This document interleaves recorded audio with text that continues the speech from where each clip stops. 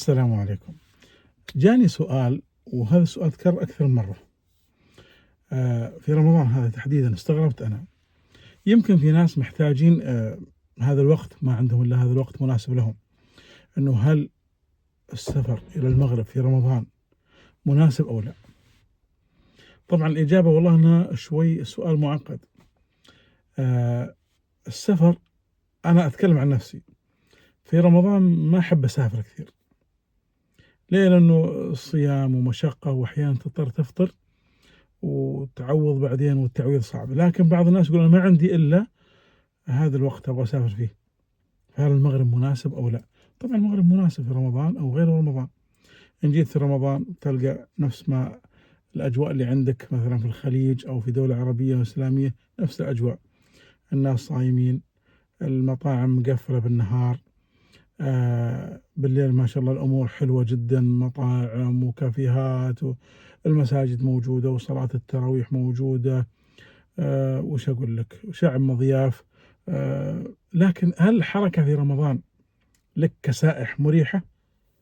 أنا أعتقد أنها ما هي مريحة، أتكلم عن نفسي، بعض الناس يقول لأ مريحة وأنا أستمتع وأنبسط في رمضان، ممكن ما أقول لك لأ، لكن أنا عن نفسي ما كذا أبغى لما أطلع أجلس في مكان آكل فيه، أروح مكان ثاني أتقهوى فيه، أشرب شاي هنا، آخذ لي حاجة كذا في الطريق، أشرب ماء باستمرار، لأنه الحركة متعبة شوي.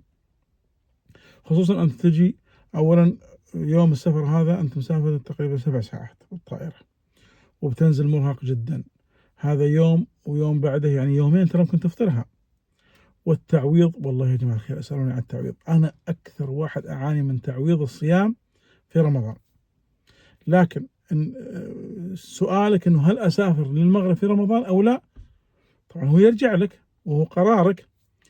آآ المغرب جميلة في كل أوقاتها. النهار قصير، الجو بارد، يمكن تجوع أكثر خاصة إذا متعود أنت على جو وسط أو لكن في مطاعم موجودة، الإفطار الصائم موجود في كل مكان، المطاعم جاهزين فطور وأشياء جميلة، الأجواء حلوة، الأجواء حلوة، مناسب أو ما هو مناسب عاد يرجع لك أنت، لكن باعطيك حاجة، دولة مثل المغرب باردة، السياحة تتوقع فيها الحركة في الليل أو في النهار؟ في النهار، معظمها في النهار. عشان تشوف تتحرك خاصة بعد الأمطار اللي جات وبعد الخير اللي جا والدنيا صارت خضراء وفي أنهار الأفضل لك تطلع بالنهار الصباح وأنت صاحي ويكون يومك كله تتحرك وتزور أماكن وتتمشى تروح مطاعم تروح أماكن ترفيهية تروح بالنهار، خلاص بالليل يا دوب ترجع وتتعشى وتنام، لأنها قلت لك منطقة باردة، والمناطق الباردة حلاوتها وحركتها بالنهار، لكن القرار لك، تبغى تجي مرحبا مليون المغرب يرحب بك، لكن في رمضان أعتقد الموضوع ثقيل، إلا إذا كنت مضطر ما عندك إجازة إلا في رمضان، هذا شيء آخر عاد.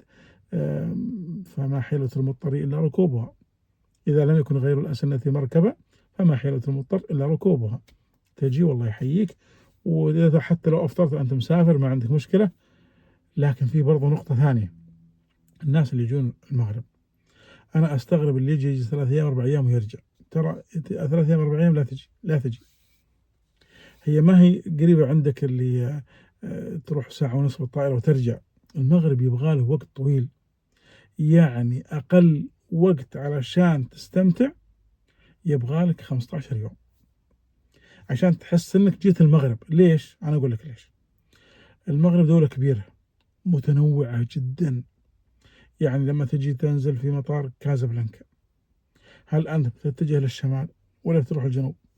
الشمال فيه مدن كل واحدة تقول الزود عندي، الجمال عندي، الشيء رهيب، مدن قديمة، أماكن للسياحة، غابات، أسواق قديمة، تطلع على الرباط، من الرباط عندك فاس، عندك طنجة، عندك العرايش، القصر الكبير، عندك تطوان، عندك شفشاون، وش أقول لك عد واغلط من المدن، مدن كبيرة جدا، وكل مدينة لها طابعها الخاص. متى تلف هذه كلها؟ إلا إذا بتكون من النوع اللي يمر بالساعة يشوف ويمشي، يروح يتحرك، ما هي سفرة هذه. هذه ما هو شيء ممتع. السفرة الممتعة إنك تروح المدينة تبقى فيها 3 أيام مثلًا، عشان تقدر تروح وأنت مرتاح، ما تكون مستعجل كأنك في مطاردة. أنا ما تستهويني هذه السفرات، تستهويني الروقان، السفرة الرايقة، تجلس المدينة 3 أيام وعندك بحث عنها وخطة وين بتروح اليوم الأول، الثاني، الثالث، الرابع، تتحرك وفق برنامج. أنا شُفت واحد جاء والله إني حزنت عليه، جاء راح قابل ناس من أصدقائه في مدينة واحدة، أكلوا في مطعمين 3، انتهينا، رجع السعودية. يا أخي تكلفت على الفاضي، ما شُفت المغرب، ما استمتعت بأجواء المغرب. المغرب يبغى له واحد رايق، يجي يهدأ، والأفضل يكونون 2 مع بعض. الله متعة جدًا، ياخذون سيارتهم ويكونون حاجزين على booking أو على هذا B&B مثلًا، Airbnb أو شيء اسمه كذا، ومرتب أموره من بدري، ويجي وهو مرتاح، ما يجي وهو مستعجل، بيستمتع تمامًا. لكن تعال يا صديقي في رمضان، ما أقدر أقول لك لا.